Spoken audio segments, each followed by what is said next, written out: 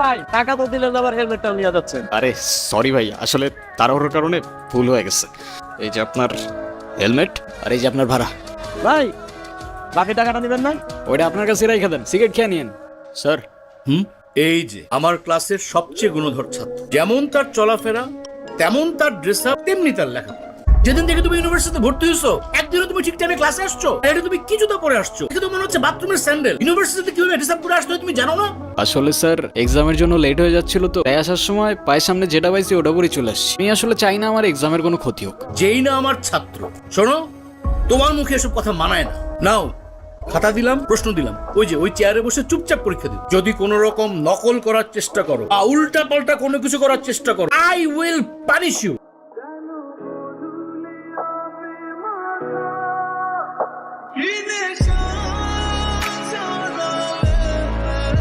দেখান sir imo আমাকে অনেক ডিস্টার্ব করতেছে।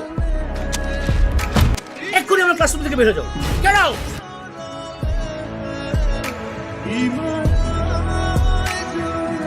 ওই শুভ্র দাঁড়া। কিরে সমস্যা কি? ডাকি শুনুস না ভাব বাড়ছে। আজকে এক্সামের মধ্যে দেখাইতে বললাম, কি করলি তুই? আমরা এক ক্লাসে পড়ি, ডাক দিয়েছি একটু দেখাবি না? বললি উল্টা স্যারে বলে দিলি। ও তোমাকে কেন দেখাবে? তোমার নিজের কি ব্রেন নাই? তোমার কি জ্ঞান বুদ্ধি কিচ্ছু নাই? তুমি বাসা থেকে পড়াশোনা করে আসতে পারো না? তুমি চুপ থাকো, আমি তোমার সাথে কথা বলতেছি। তুই বাসার থেকে লেখাপড়া করে আসতে পারস না? তুই কিন্তু মুখে মুখে কথা বলতেছিস। হ্যাঁ করতেছি তো, কি হয়েছে? কি করবি তুই? আরে এই, কি করতেছো? কি করতেছো তুমি? ছাড়ো, ছাড়ো না কেন? রাস্তাঘাটে গুন্ডামি শুরু করছো? অস্থির ছেলে কোথাকার।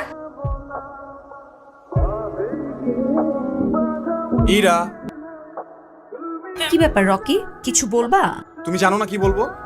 শোনো, তোমাকে আগেও বলছি, এখন আবার বলছি, তোমাকে আমি পছন্দ করি না আর কোনোদিন করবো না। ইরা, তুমি কি ভেবে বলছো? তুমি জানো এর পরিণাম কি হতে পারে? এর পরিণাম কি হতে পারে মানে? আরে কি রকি?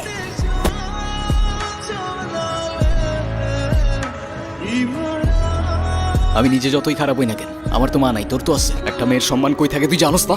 এরপর থেকে যদি এরম করার কথা কখনো ভাবস, ভিজিটারে বইলা তোরে কেমনে ক্যাম্পাস থেকে বের করতে আমার খুব ভালো করে জানাস। যা জানা। ধন্যবাদ তোমাকে। ধন্যবাদ দেওয়া লাগবে না, তোমার জন্য আসি নাই আমি। আমার বাবা আমারে শিখাইছে মেয়েদের কেমনে সম্মান করতে হয়, তাহলে সেদিন তুমি চর মারার পরও চুপ থাকতাম না।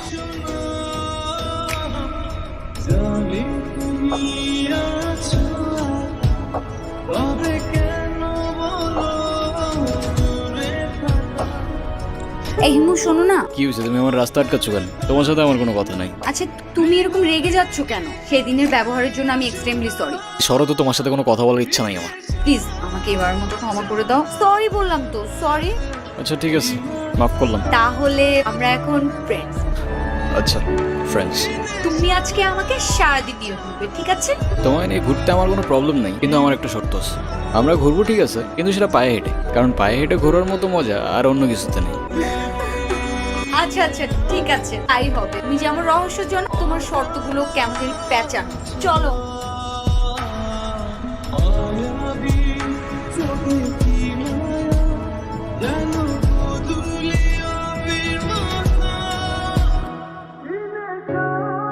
কি ব্যাপার, এত সকাল সকাল কল দিছো কেন?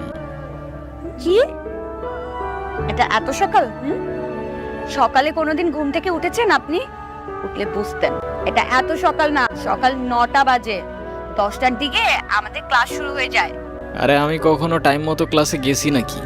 সেটাই, সময় মতো ক্লাসে যাননি, কিন্তু এখন থেকে প্রত্যেকটা দিনই সময় মতো ক্লাসে যাবেন, আমি বলেছি তাই।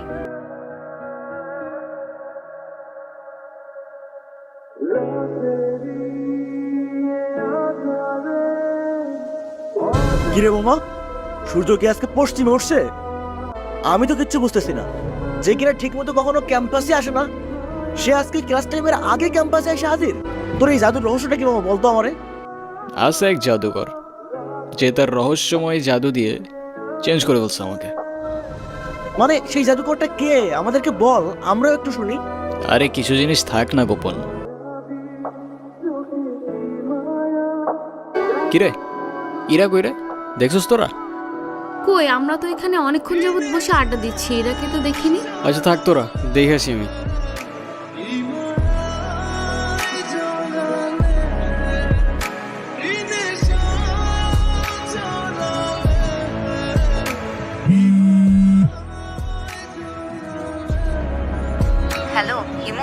আমি এতদিন তোমাকে কতগুলা কল দিছি, কল ধরো নাই কেন? কি হয়েছে তোমার? আরে তোমাকে আমি সব বলবো, তোমাকে একটা গুড নিউজ দেওয়ার আছে। আগামীকাল সন্ধ্যায় দেখা করতে পারবে? হ্যাঁ পারবো, আমারও তোমাকে অনেকগুলা কথা বলার আছে। তুমি না বললা কি একটা গুড নিউজ আছে, ওটা বলো। আছে একটা কারণ, শেষ কথাটা না হয় শেষেই বললাম। শেষের কথা মানে বুঝলাম না।